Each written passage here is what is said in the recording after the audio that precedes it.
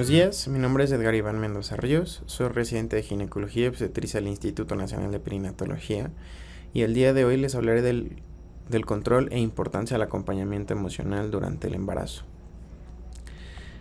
Hoy por hoy este es un tema de vital importancia, ya que pues para muchas personas y muchas pacientes su sueño en la vida es lograr un embarazo y consideran que esta es una etapa de felicidad, de realización. Sin embargo, para muchas otras es una etapa muy complicada, por lo que es muy importante brindar este apoyo a cada una de las pacientes.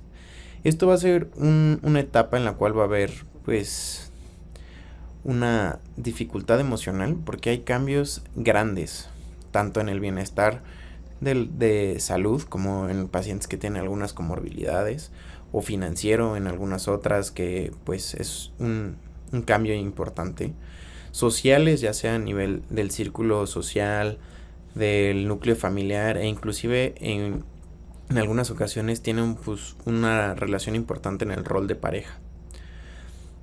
Cambios físicos, pues va a haber cambios anatómicos que esto puede impactar de manera negativa o positiva dependiendo del estado emocional y de ánimo de cada una de las pacientes y puede inclusive desatar trastornos psicológicos y fisiológicos que son propios del embarazo, que también pueden tener un impacto a nivel emocional y psicológico en cada una de las pacientes, por lo que es importante brindarles este apoyo durante el embarazo. ¿Por qué? Porque va a generar un reto emocional. Se ha visto que hasta en el 15% de las pacientes se puede presentar depresión. Y esto a múltiples factores asociados. Pero en la mayoría de los casos se ha visto que se asocia a embarazos no deseados, a que haya trastornos de estabilidad del ánimo o psicológicos que se pueden ver exacerbados por la presencia del embarazo.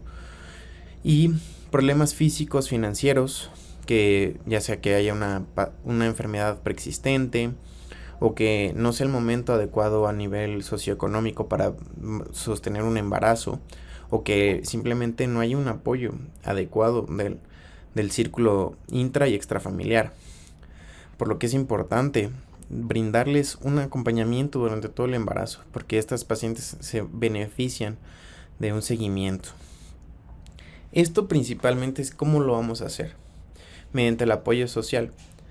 Apoyo social ya sea, como lo veremos más adelante, ya sea familiar o por la relación de pareja, en caso de existirse.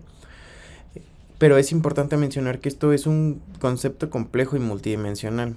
Se va a brindar una asistencia que va a incluir ya sea física o emocional, pero esto es importante, ¿por qué? Porque esta va a ser la red de apoyo de la paciente. Esta va a ser la red en la que la paciente se va a sustentar para poder tener un mejor desarrollo emocional durante toda la gestación. Esto en la literatura y en múltiples estudios se ha evaluado y se han propuesto dos hipótesis, que es lo que ha generado un impacto positivo en cada una de las pacientes, ya sea la hipótesis del efecto directo o la hipótesis de un alivio del estrés, que es cómo inciden para disminuir este estrés que existe durante todo el embarazo y cómo pues disminuye esto. De primera instancia hablaremos del efecto directo, que esto cómo va a incidir. El apoyo social va a mejorar el estado de ánimo, y no importa si el ambiente es adverso, si es un ambiente estresante. Siempre que la paciente, que la embarazada se sienta apoyada, esto va a disminuir esta sensación de estrés, va a hacer que haya una sensación de pertenencia y de estabilidad.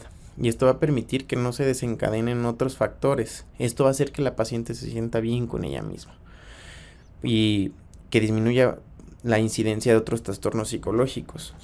Entonces, de primera instancia, es al tener una sensación de estabilidad, no hay estrés. Entonces, por eso es importante que la red de apoyo no sea un factor estresante más para la paciente. Sin embargo, sea algo que la mantiene centrada, algo que la ayude. Y en el alivio del estrés. Esto propone que hace una intervención, ya sea previene o interviene al momento de generar este estrés, previniendo, valga la redundancia, que se generen estas situaciones estresoras y que esto desencadene un estrés psicológico, fisiológico, inclusive en muchos pacientes, que esto va a hacer que la paciente sienta que tiene un mejor mecanismo de adaptación, mecanismos de defensa para poder enfrentarse a estas situaciones adversas, porque pues el embarazo es una situación que, si bien es una etapa de felicidad, como ya lo habíamos hablado, es una etapa de adaptación muy grande, inclusive de duelo, porque es la pérdida de pues el estar previo al embarazo, porque como ya lo hablamos, hay muchos cambios y estos cambios pueden generar un impacto. Entonces, por eso es importante que haya un alivio del estrés para que la paciente se pueda adaptar de mejor manera y no se desencadenen estas reacciones estresoras. Ahora hablaremos de principalmente cuáles son los factores estresores que podemos encontrar durante el embarazo.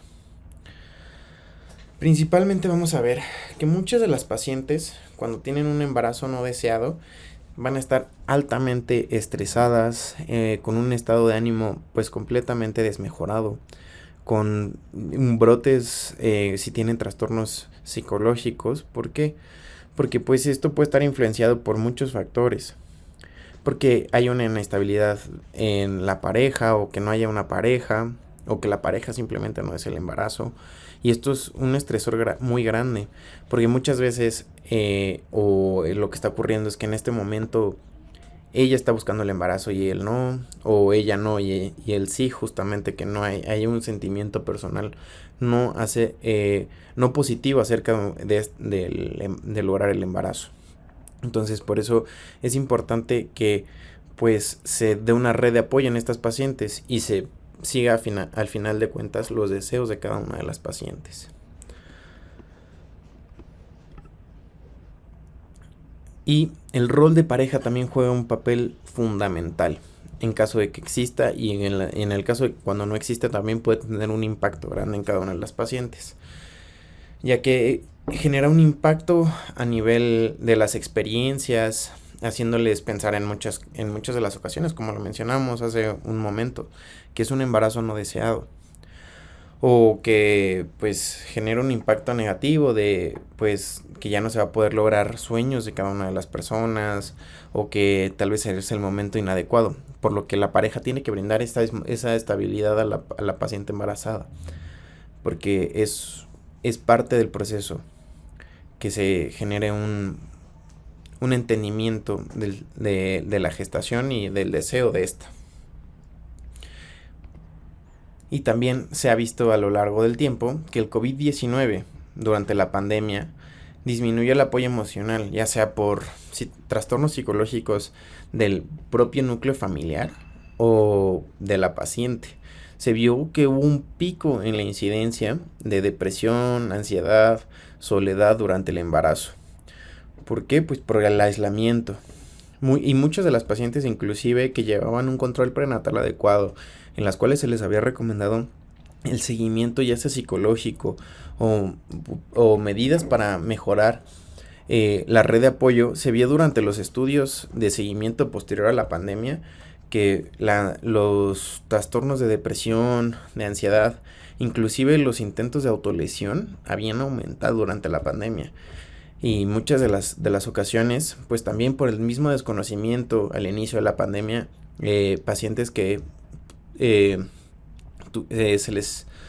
se les dio mala consejería acerca de pues de que si no se podía continuar el embarazo con la infección y otras alteraciones, que también esto vino para abajo en muchas situaciones psicológicas de las pacientes. Por lo que esto genera un impacto. ¿Cómo podemos impactar nosotros en las pacientes que ya tienen algún trastorno o algún tipo de alteración en el estado de ánimo? Se ha visto en los múltiples estudios que cuando hay un apoyo emocional por ya sea justamente la pareja o el núcleo familiar, cuando hay una red de apoyo bien establecida, hay menores niveles de estrés, ya sea durante segundo y tercer trimestre, hay mayor probabilidad de llegar al término, porque en muchas de las ocasiones también este estrés puede generar que haya pues procesos inflamatorios dentro del sistema como tal, y que pueda presentarse un parto antes de tiempo, lo que se conoce como un parto pretérmino, por lo que es también importante que esto sea un seguimiento multidisciplinario durante el control prenatal en las pacientes, que si se identifica que hay un factor estresor, se haga un tipo de intervención para favorecer que se logre el embarazo de manera adecuada. Como les digo, lo más importante es que haya un apoyo práctico, emocional e informacional. Porque en muchas de las ocasiones hay mucha desinformación de, ay, te sientes triste, es parte del embarazo, no te preocupes, si ya se te va a pasar. Ay, ahorita, ay, que te sientes gorda, ay, no es el embarazo, no te preocupes, se te va a pasar. No es minimizar los sentimientos y las emociones de cada una de las pacientes, es darle el apoyo que necesita.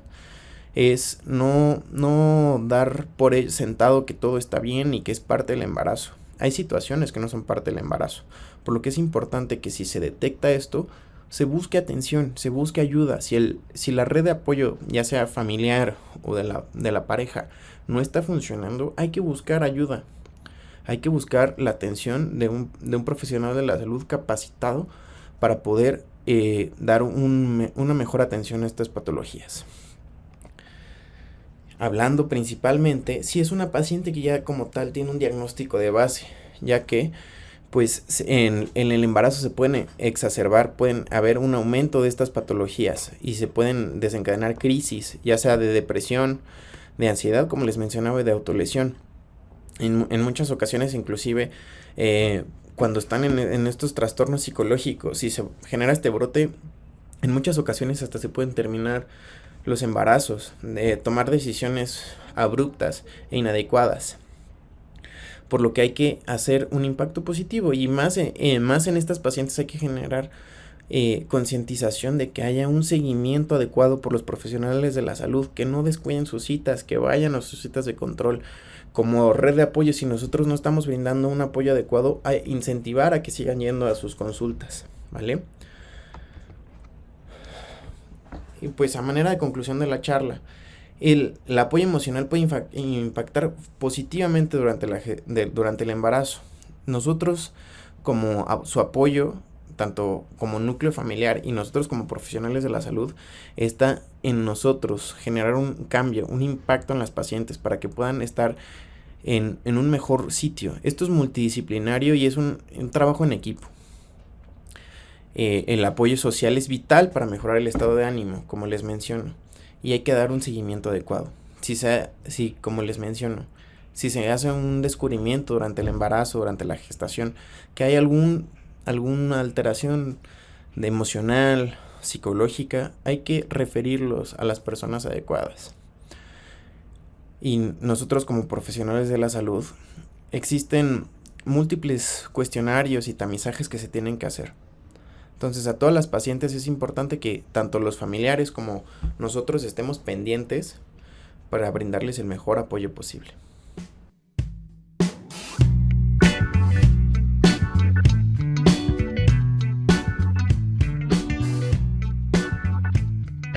Hola, buenos días. Mi nombre es Edgar Iván Mendoza Ríos y soy residente de Ginecología y Obstetricia del Instituto Nacional de Perinatología. El día de hoy hablaremos acerca del control prenatal. De primera instancia hay que definir el control prenatal. Este se define como la serie de casos, entrevistas o visitas programadas con el personal de salud para vigilar la evolución del embarazo. Así, detectar tempranamente riesgos, prevenir complicaciones y anticipar la resolución del embarazo. Durante este control prenatal se debe incluir información acerca de la evolución normal del embarazo, así como los síntomas de urgencia en obstetricia. ¿Por qué es importante el control prenatal? Porque una atención médica especializada y multidisciplinaria durante el embarazo es vital, ya que esto nos va a poder permitir, como previamente lo mencionamos, pues dar un seguimiento adecuado y por ende disminuir el riesgo de complicaciones e inclusive el riesgo de muerte neonatal y de otras complicaciones. Se ha visto que hay una disminución de una muerte neonatal hasta en un 37% en las pacientes que llevan un control prenatal adecuado y hasta en un 25% la probabilidad de tener un parto pretérmino, es decir, antes del término de gestación o de que la gestación llegue a un final adecuado, que esto se considera entre las 37 a las 41 semanas. Y pues Si llevamos un seguimiento y hacemos un tamizaje adecuado, vamos a poder detectar algunos otros factores de riesgo y patologías y dar un tratamiento temprano. Se recomienda que se inicie el control prenatal al detectar la gestación, idealmente en primer trimestre, como lo iremos viendo más adelante. Una vez que se inicia el control prenatal, en la consulta inicial es de vital importancia que se ahonde en la historia clínica. Es decir, determinar si hay enfermedades crónico-degenerativas como puede ser hipertensión crónica, diabetes mellitus tipo 1 o 2, algunas otras enfermedades como enfermedades del corazón, enfermedades del sistema inmune, inclusive si hay cáncer durante el embarazo, antecedente de cáncer o algunas otras enfermedades del sistema nervioso, de la sangre o inclusive si hay alguna otra alteración pues endocrinológica o del metabolismo propio de la madre para poder hacer un tamizaje adecuado y una sustitución adecuada durante el embarazo. Del mismo modo, eh, hacer hincapié si hay antecedente de alguna toxicomanía, como puede ser el tabaquismo o el uso de alguna otra sustancia, ya que estas se pueden asociar a algunas otras patologías durante el embarazo, como que haya un detenimiento del crecimiento fetal, que se conoce como una restricción del crecimiento, u otras patologías en las que puede verse afectado el neonato. Y del mismo modo ver cuáles son los antecedentes de esa, de la embarazada y de la pareja como tal, si hay antecedentes de que embarazos ha ocurrido eh, durante su vida, cuáles han sido los desenlaces de estos embarazos, si han llegado al término o cómo se ha comportado durante estas gestaciones previas para pues determinar otros factores de riesgo y poder dar la atención adecuada. Una vez que tengamos la historia clínica, hay que evaluar estos factores de riesgo, como previamente les comentábamos.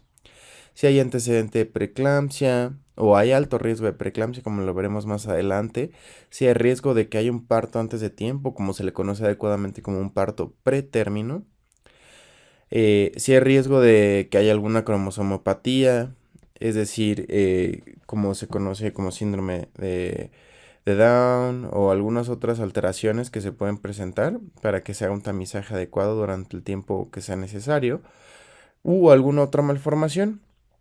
Si hay alteraciones psicológicas, eh, para poder llevar un seguimiento adecuado, como lo hablamos previamente, las emociones, y alteraciones de la placentación, que esto, ¿qué quiere decir? Que hay riesgo de que la placenta se adhiera en el útero o se inserte en el útero en un lugar que no es adecuado o que invada más allá de lo que debería. Esto ocurre cuando hay antecedentes de alguna otra cirugía a nivel del útero o algunos otros factores de riesgo eh, que pueden predisponer también a que se presentan algunas otras patologías. Por eso es importante hacer una historia clínica bien profunda e individualizada a cada una de las pacientes para poder detectar estos factores de riesgo. Una vez que ya tenemos esta historia clínica y que ya tenemos detectados estos factores de riesgo, es importante pues que se haga una planeación del control prenatal. Es decir, que pues vayamos planeando cómo se va a llevar todo esto. De primera instancia se tiene que datar de manera adecuada el embarazo. ¿Por qué? Porque la edad gestacional que tendremos eh, datada desde este momento va a ser la que va a ser un parteaguas para determinar nosotros otros factores de riesgo como puede ser una restricción del crecimiento fetal o que haya un detenimiento del crecimiento del feto. Entonces, idealmente se tiene que hacer datar el embarazo por la fecha de última menstruación. Sin embargo, hay pacientes que no tienen una fecha de menstruación confiable, ya sea porque son pacientes en las cuales tienen periodos irregulares o porque no recuerdan de manera certera cuándo fue su fecha de última menstruación. En estas pacientes se puede datar el embarazo por ultrasonido. Idealmente se recomienda que se date el embarazo por el ultrasonido que se realiza en primer trimestre, ya que es el más específico y el más certero para para datar el crecimiento de un feto. Se recomienda que este se realice entre la semana 11 a la 13.6, como lo veremos más adelante, y que se date el embarazo acorde a la longitud que se tiene por decirlo así, del punto más distal de la columna vertebral del feto a la cabeza. Y esto nos va a dar una cifra específica que por múltiples algoritmos matemáticos nos da una edad gestacional que ya está establecida. Es decir, nos va a decir si el embarazo es de 11, 12, 13 semanas. Se puede realizar previo a esto, pero se puede realizar entre la semana 6 a más adelante, pero veremos que esto tiene diferentes variaciones. Y cuando se realiza en esta semana es el periodo en el cual hay una menor variación. Acorde a lo que se reporta en la literatura, hay una variación alrededor de 5 días. Cuando se realiza ya más adelante, vamos a ver que puede ir variando mucho más. Cuando se realiza entre la semana 16 a la 22, acorde a diferentes mediciones que se toman del feto, es decir, se toma la circunferencia de la cabecita, cuánto mide de la cabeza en un plano que se hace un corte a nivel de diferentes porciones del cráneo del feto, se hacen mediciones, cuánto mide el hueso del fémur y cuánto mide la circunferencia abdominal, nos darán un predictor adecuado de cuál es la edad gestacional aproximada de ese bebé. Sin embargo, acorde que conforme va avanzando el embarazo, estas mediciones tienden a dejar de ser tan certeras. Como les decía, cuando se realiza entre la semana 16 a la 21.6, este puede variar hasta 10 días. Esto, hasta este momento es cuando se determina que es adecuado datar el embarazo por ultrasonido. Cuando se data el embarazo por ultrasonido con ultrasonidos más allá de las 22 semanas, esto nos habla de que hay una probabilidad de que haya una discordancia entre la edad gestacional pues verdadera, por decirlo así, de hasta 14 días, 2 semanas. Entonces esto nos puede hacer pensar que el bebé es más grande o más chico de lo que es y que no tengamos una certeza pues, de la verdadera edad de ese bebito. Entonces esto a largo plazo nos puede complicar el seguimiento del bebé, por lo que es ideal que se realice un ultrasonido antes de las 22 semanas para poder tener una certeza aproximada de la edad gestacional. Una vez que ya tenemos bien datado el embarazo, se tiene que solicitar laboratorios. Una paciente embarazada de primera vez se tiene que solicitar el grupo sanguíneo y el factor RH para poder determinar algunos otros seguimientos especializados que se tienen que dar en las pacientes que son, por ejemplo, RH negativas, porque tienen riesgo de que puedan haber un ataque propio de las mismas células maternas por el paso de sangre fetal, por lo que se tienen que hacer diferentes intervenciones, por lo que es importante conocer el grupo sanguíneo. Entonces se tiene que pedir el grupo sanguíneo y RH, se tiene que pedir un panel viral. Según la norma oficial mexicana del control prenatal, a toda paciente en su primera consulta se le tiene que solicitar. El panel viral consiste idealmente en la detección de sífilis, ya sea por algo que se le llama BDRL, que son pruebas no treponémicas, y también la solicitud de un panel viral para detectar VIH. Del mismo modo, se puede complementar o hacer un panel viral extendido, detectando si hay presencia de virus de la hepatitis C y B. Y se tienen que solicitar laboratorios basales, porque en las pacientes que tienen factores de riesgo se tiene que determinar si hay alguna probabilidad de desarrollar algún otro tipo de patología, por lo que se recomienda que se tengan laboratorios basales como una biometría hemática, una química sanguínea básica, en las cuales se incluyen pruebas de funcionamiento del riñón, del hígado o algunos otros laboratorios acorde a las características de cada una de las pacientes, por lo que es importante que en esta consulta prenatal inicial, acorde a los factores de riesgo, se determine qué laboratorios se tienen que solicitar.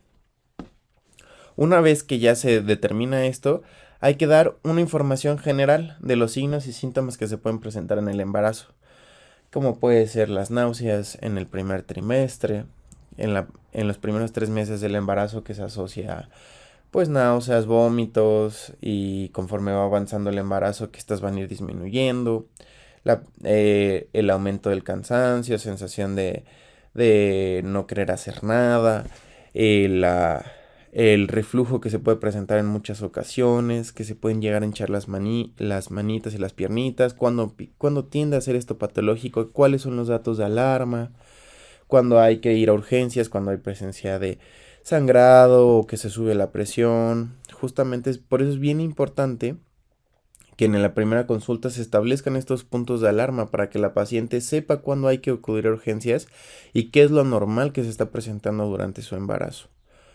Del mismo modo, hay que determinar si es necesario dar algún tipo de suplementación extra aparte de la basal, que de la cual hablaremos un poco más adelante.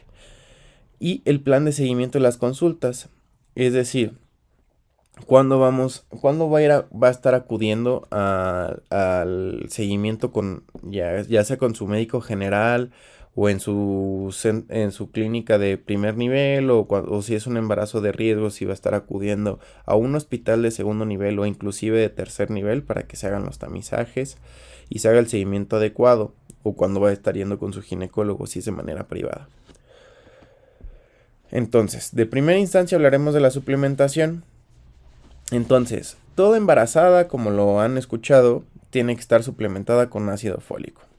Idealmente, este se tiene que tomar antes de la búsqueda del embarazo. Y ya si se hizo el diagnóstico o era un embarazo pues que no se estaba buscando de manera primaria, pues al menos sí se tiene que hacer una suplementación al menos durante los primeros 3 meses del embarazo. En la población general que no tienen factores de riesgo, se recomienda que se haga una suplementación de 400 microgramos de ácido fólico.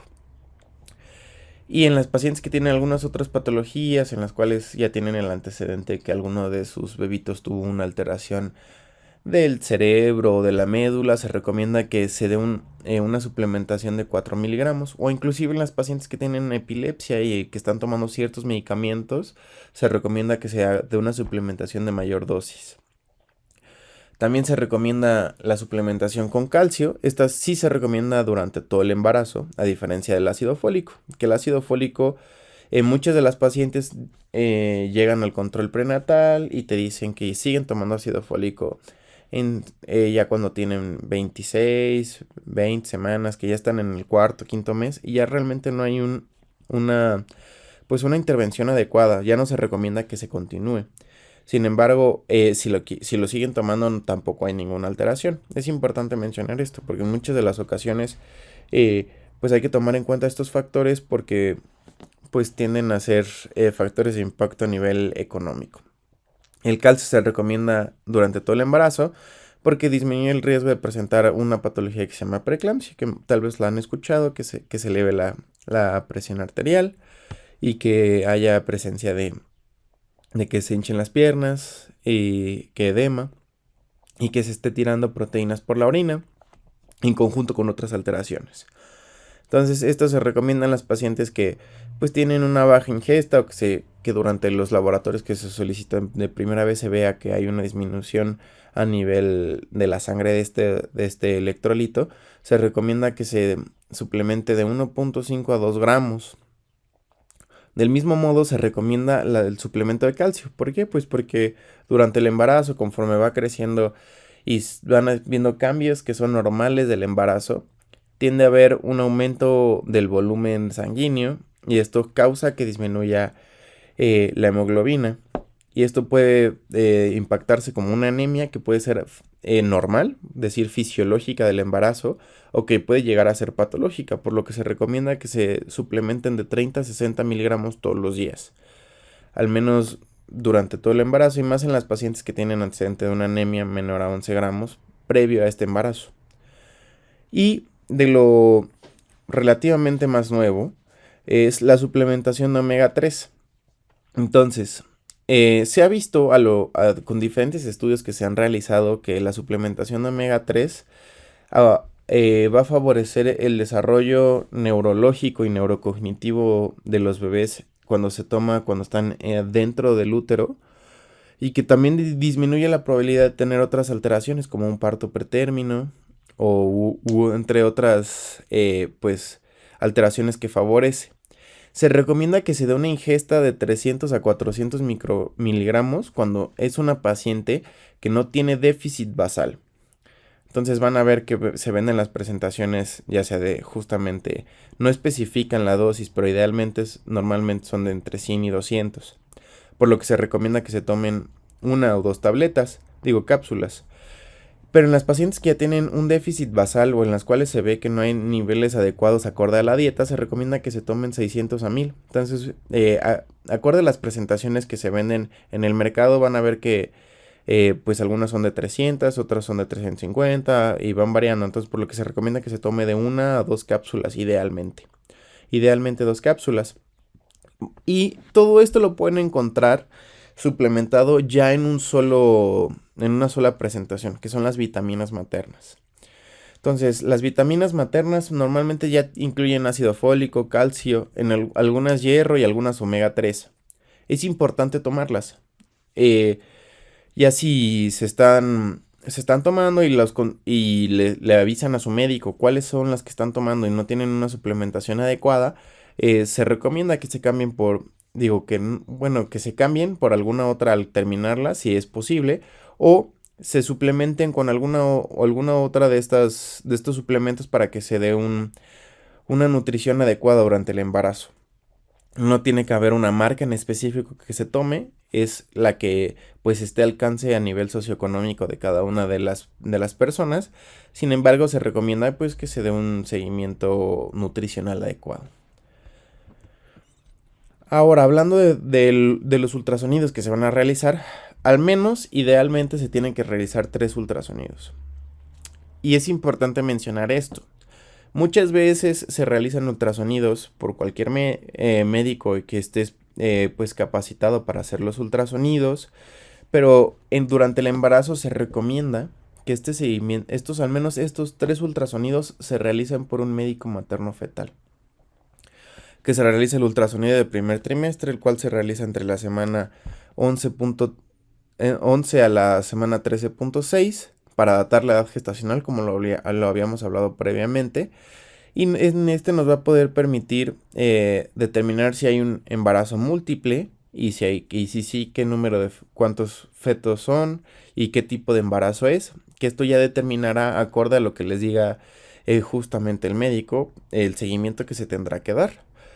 Y se haga un tamizaje, ya sea como lo hablábamos previamente, para algunas enfermedades cromosómicas o cromosomopatías, como se les conoce, como puede ser el síndrome de Down, el riesgo basal de tener preeclampsia o parto pretérmino, o que haya justamente una alteración de la curva del crecimiento, como una restricción del crecimiento. Por eso es ideal que se realicen estos por un médico materno fetal, que es un médico que es un ginecólogo, que está altamente capacitado para realizar estos estudios de imagen. Y el segundo ultrasonido que se tiene que realizar idealmente es el de segundo trimestre, que es la valoración estructural, así se le conoce. Entonces, este se realiza de manera ideal entre la semana 18 a la 22.6, en las cuales se va a detectar las alteraciones estructurales y la anatomía de todo el cuerpo del bebé, para poder detectar si hay alguna alteración y se dé un seguimiento adecuado o una intervención si es posible. Y en tercer trimestre se recomienda que se haga un tercer ultrasonido por entre la semana 29 a la 30, o inclusive alguna literatura recomienda hasta la 32. ¿Para qué? Para que se pueda valorar de manera adecuada si hay un crecimiento normal del bebé o justamente, o como lo habíamos platicado, haya una restricción. Esto es lo que se recomienda. Sin embargo, pues si están llevando su control con un ginecólogo privado y él les está realizando un ultrasonido cada que realizan su cita médica, está bien. Pero al menos estos 3 deberían de ser un seguimiento que se haga por un médico altamente capacitado. Y posteriormente, pues hay que llevar un seguimiento. La norma oficial mexicana, que es en la que pues la mayoría del país se rige, recomienda que se hagan un mínimo de 5 consultas durante todo el embarazo. Y recomienda que se dé el seguimiento con 8 consultas acorde a estas edades gestacionales. El Colegio Americano recomienda que al menos sean 8 consultas durante todo el embarazo y que idealmente van a ser 14, que sean cada 4 semanas antes de la semana 28, es decir, se va a estar viendo a la paciente cada mes, después cada 15 días hasta que se llegue a la semana 36 y de ahí a la semanal hasta que se dé el final del embarazo. Entonces, esta es la manera en la que la mayoría de los médicos las van a seguir porque es la manera más adecuada, porque hay que estar pendientes para cuando se resuelva el embarazo. Ahora, hablando del tamizaje de las diferentes patologías, como lo hablábamos previamente, existe el riesgo de tener una preeclampsia y hay factores que se asocian a alto riesgo y moderado riesgo, como los pueden ver ejemplificados aquí. Y si hay al menos un factor de alto riesgo o dos de riesgo moderado, se recomienda que se inicie la profilaxis con aspirina para poder prevenir el desarrollo de esta patología, ya que puede asociarse pues a un deterioro de la función del riñón en las pacientes y en conjunto con otras alteraciones, y que esto puede impactar en que el bebé nazca antes de lo que debe. Se recomienda que se haga una suplementación de 150 miligramos cada 24 horas, esto es decir, una pastilla y media, no solo una pastilla. Iniciarla idealmente en las pacientes que tienen factores de riesgo entre la semana 12 a la 16 y suspender a las 36 semanas. El tamizaje para la diabetes en el embarazo es importante pues realizar en la primera consulta prenatal, acorde a lo que lean en algunos sitios, o en la semana 12 a 14.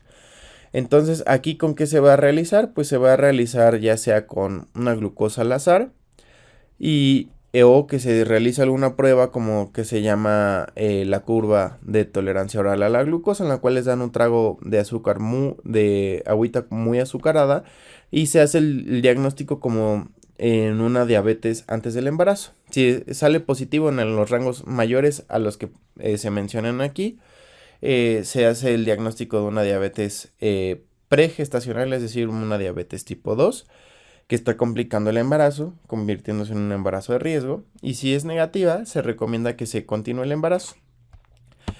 Porque el embarazo propiamente es un estado en el cual hay un aumento de los niveles en la sangre del azúcar. ¿Por qué? Porque diferentes hormonas favorecen que haya un aumento a nivel de sangre de azúcar, en la cual se puede ver como entre la semana 24 a la 28 el pico, en el cual es cuando a las pacientes se les puede hacer una prueba ya sea conocida como de 2 pasos o de un solo paso. La prueba de 2 pasos es que primero les van a dar un vasito de agua azucarada, pero no tanto. Y si es positiva, es decir, que es mayor a 140 miligramos, se continúa un segundo paso en el cual les dan otro traguito de agua después y se hace un seguimiento tomándoles sangre al agua. Antes de que se lo tomen, a la hora, a las 2 horas y a las 3 horas. Y esto es cuando es en 2 pasos y con dos valores que estén alterados mayores a las cifras de glucosa que les pongo aquí en la tabla, se hace el diagnóstico de diabetes gestacional. Y cuando se da un solo traguito, sin que se haga el de 50 previo, el que no está en azucarado y luego el otro, solo se da uno, se estandariza que si están alterados solo uno de estos valores, ya sea en ayuno, a la hora o a las 2 horas, se hace el diagnóstico de diabetes gestacional. Las vacunas que se tienen que dar durante el embarazo. Durante el embarazo se recomienda al menos 2 vacunas, habiendo una posibilidad de que sea extendido acorde a las características de cada una de las pacientes. Si estamos en la temporada de influenza estacional, se recomienda que a todas las pacientes se les coloque, no importa la edad gestacional. Y se recomienda que a todas las pacientes se les coloque la vacuna del toxoide tetánico, que en muchas ocasiones la van a ver representada como TDPA, y se coloque entre la semana 27 a la semana 36, Y acorde a las características de cada una de las pacientes y el lugar donde se encuentran, se les recomienda que se aplique la hepatitis A, B, neumococo, meningococo y pues idealmente, después de la pandemia, que todas las pacientes tengan su esquema de vacunación completo de COVID y sus refuerzos. Del mismo modo, también se tiene que dar una consejería anticonceptiva. Se tiene que hablar del periodo intergenésico, es decir, el periodo entre embarazo y embarazo adecuado, que se recomienda que sea al menos de 18 a 24 meses que se busque entre un embarazo y otro.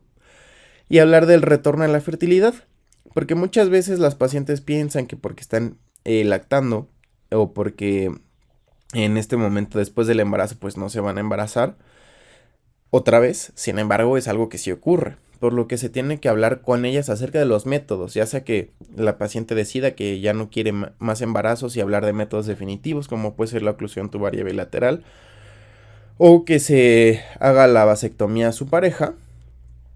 Métodos de larga duración, ya sea hormonales o no hormonales, como puede ser el implante subdérmico o el sistema liberador de algunas hormonas, que es similar a bueno, es un dispositivo que va dentro del útero, sin embargo este libera hormonas. Y los dispositivos que no tienen hormonas, como puede ser un dispositivo intrauterino, o como se le conoce como DIU, de cobre. O si la paciente lo desea, algún otro método hormonal, como puede ser las inyecciones orales o anticonceptivos orales, que esto se tiene que esperar al menos las 6 semanas para poder iniciarlos. Y los métodos de barrera, que puede ser como el condón. Sin embargo, esto es a preferencia de la pareja y pues acorde a sus deseos genésicos a largo plazo. Una vez que se haya establecido todo esto, se tiene que determinar el nacimiento. Y esto va a ser acorde a las preferencias de la paciente y expectativas. Se puede dar un parto, que se puede ya sea esperar la resolución espontánea del embarazo, que es una vez que llegan al término entre la semana 37 a la 41.6, o se puede inducir cuando no se da de manera espontánea. Y si la paciente lo desea o acorde a las características de cada una de las pacientes, se puede dar una cesárea. Se puede hacer la inducción del trabajo de parto, idealmente entre la semana 39 si no se desencadena de manera espontánea o si hay alguna enfermedad que esté complicando el embarazo, en la cual sea necesaria la resolución previa a esto y no se desencadenara de manera espontánea para evitar la cesárea, se puede dar medicamentos para provocar el trabajo de parto.